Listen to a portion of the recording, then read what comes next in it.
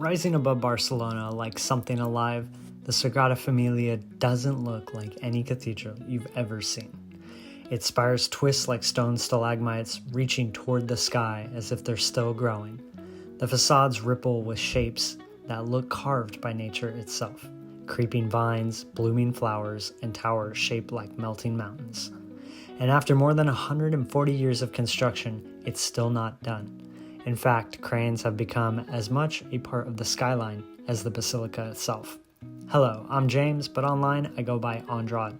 I travel, sometimes physically, sometimes through deep research, to the world's most iconic and mysterious landmarks. While I sketch them live in ink, I take you beyond the postcard views and tourist lines into the histories, mysteries, and secrets that make these places more than just buildings. Today as we draw, we're exploring not just a church, but what many call a living cathedral, the Basilica of the Sagrada Familia. By the time we're done, you'll understand why some believe it's not just still under construction because of time or money, but because it was never meant to truly end. We'll trace its history, decode Gaudi's organic and mathematical genius, explore its symbolism and geometry, and uncover why some researchers think this basilica may be tuned like an instrument, resonating with the natural forces around it.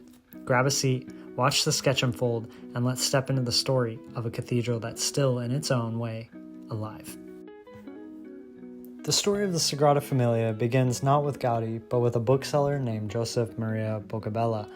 In the 1870s, Boccabella returned from a pilgrimage to Italy, deeply moved by the grand basilicas he'd seen in Rome. Barcelona was booming, a city alive with new wealth, new art, and a rising wave of Catalan identity and Catholic revival. Boccabella wanted to give his city a temple dedicated to the Holy Family, Jesus, Mary, and Joseph, as a spiritual anchor in a rapidly changing world.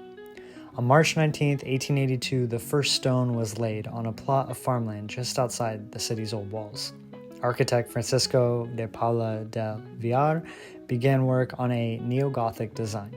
Pointed arches, ribbed vaults, stained glass windows. It would have been a beautiful, conventional basilica, but nothing like what we see today.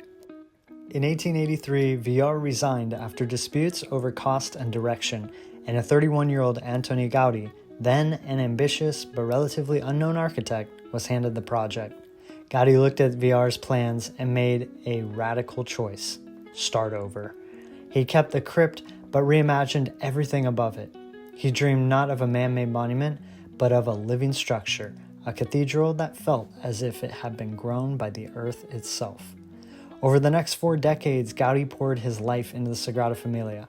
In his last 16 years, he worked almost exclusively on it, moving into a modest studio on the site, living like a hermit, and dedicating every waking hour to perfecting its design.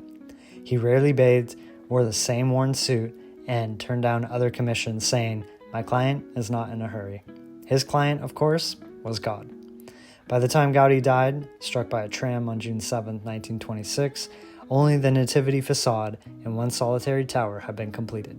Thousands lined the streets for his funeral, and he was buried in the crypt of the basilica he had transformed into his life's work. But Gaudí's death wasn't the end. For the Sagrada Familia, it was only the beginning of its second, more turbulent life. When Gaudí died in 1926, the Sagrada Familia stood as little more than a crypt, a single facade and a lonely tower piercing the skyline. His assistant, Dominic Sagrañes, tried to carry the torch, but without Gaudí's charisma and funding connections, progress slowed. Then came 1936, the outbreak of the Spanish Civil War.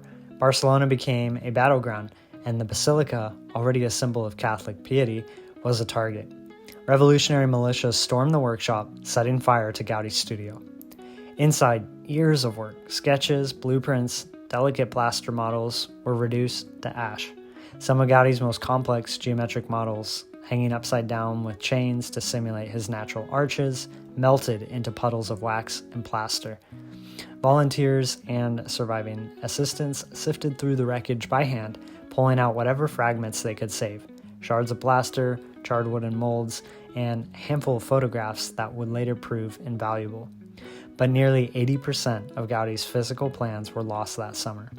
For nearly 2 decades, construction halted. The skeletal basilica loomed over a city now consumed by war, dictatorship, and poverty. Many Barcelonans assumed the Sagrada Familia would become a ruin, a ghost of Gaudi's dream, left to crumble under scaffolding and dust. But in the late 1940s, hope returned. A new generation of architects, including Francesc Quintana and Isidre Puig Boada, who had trained under Gaudí himself, began the painstaking work of reconstructing Gaudi's vision from memory and fragments. They pieced together surviving models like a 3D puzzle, scaling photographs, and even consulting old apprentices who could still recall how Gaudí tested his designs by hanging chains and weights to study natural curves. It was like assembling a symphony from scattered notes. By the early 1950s, work cautiously resumed, though slowly. The basilica had been scarred, but it wasn't dead. Piece by piece, tower by tower, Gaudi's vision, or something as close as humanly possible to it, began to rise again. Step inside the Sagrada Familia, and it feels less like entering a church and more like stepping into a living forest made of stone and light. The columns aren't just supports, they rise straight and slender, then split into branches that fan outward, forming a canopy of intricate geometric vaults. Gaudí designed each column to mimic the way a tree trunk distributes weight, using stone as if it were a living material. Look up, and the ceiling doesn't simply arch overhead, it blooms. Star-shaped rosettes and branching patterns spread out like crystalline flowers. Each one is mathematically derived, but the effect is organic, like sunlight filtering through a natural canopy. And the light itself is constantly alive. The stained glass windows aren't just decoration, they're precision instruments for atmosphere. Gaudí and his successors designed their hues to shift with the time of day. In the quiet of morning, cool blues and greens wash over the floor, a tranquil prelude to the day. By late afternoon, the opposite windows blaze with deep reds, oranges, and golds, flooding the nave with a warmth that feels almost like the inside of a sunset. Each hour, the space transforms, not with sound or movement, but purely with color and light. The soundscape adds another layer. Footsteps don't echo harshly here. They swirl and soften, as if the air itself dampens sharp noises. The organ, with its nearly 1,500 pipes, fills the space without overwhelming it. The notes diffusing gently into the vaults rather than ricocheting around. Acoustic studies have shown that the vaults and angled columns actually redirect and scatter sound, creating a calm, enveloping resonance rather than a booming echo. Gaudí wanted the basilica to be a sanctuary that felt alive, a place where you could breathe deeper, look longer, and feel, for a moment, as if you were inside a structure that was shared, something with the natural world itself. The Sagrada Familia isn't just architecture. Gaudí intended it to be a cathedral-sized Bible, a place where anyone, rich or poor, literate or not, could walk through the story of Christ without needing a single word of text. When it's complete, the basilica will boast 18 soaring towers. 12 represent the apostles, clustered in groups of 4 around the 3 facades. 4 taller towers honor the evangelists, Matthew, Mark, Luke, and John. Another tower is dedicated to the Virgin Mary, and at the center, rising far above the rest, will be the Jesus Christ Tower, reaching 172.5 meters into the sky. Gaudí was deliberate about its height, making it just shy of the Montjuic hill, saying, quote, "Nothing made by human hands should surpass God's creation," unquote. Each of the 3 great facades tell a chapter of the Gospels. The Nativity facade, alive with flowers, animals, and joyful figures, celebrates Christ's birth and creation itself. It's rich, almost overflowing with detail, the only facade Gaudí lived to see nearing completion. The Passion facade, stark and angular, depicts Christ's suffering and crucifixion. Its modernist sculptures by Joseph Subriax are intentionally raw and sharp, evoking the agony and emptiness of that moment. The Glory facade, still under construction, will represent humanity's salvation, the final ascent toward heaven, acting as the main entrance once the basilica is finished. Even the light and orientation of these facades is symbolic. The Nativity faces east, catching the soft morning sun to symbolize hope and new beginnings. The Passion faces west, burning in the golden light of dusk, marking the end of Christ's earthly life. The Glory will face south, bathing the main entrance in midday light, symbolizing divine triumph and eternity. Every doorway, every column, even the smallest sculpture carries layered meaning, from carved vines symbolizing the tree of life to subtle angelic figures perched among the spires. Gaudí envisioned the Sagrada Familia as a cathedral that preached with light and stone, a silent teacher for anyone willing to look closely. For Gaudí, faith and mathematics weren't separate. To him, the laws of geometry, the curves of a shell, the spiral of a seed, the arc of a hanging chain, were the fingerprints of the divine. If nature was God's language, then a sacred building should speak it fluently. Gaudí's most famous technique was his use of catenary arches, the perfect curve a chain makes when suspended at both ends.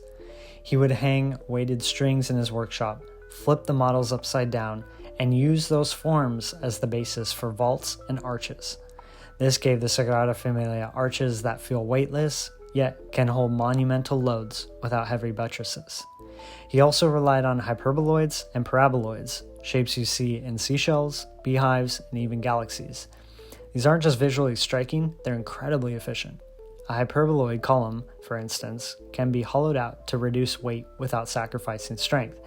That's why the Sagrada's columns look delicate but support towering vaults and spires.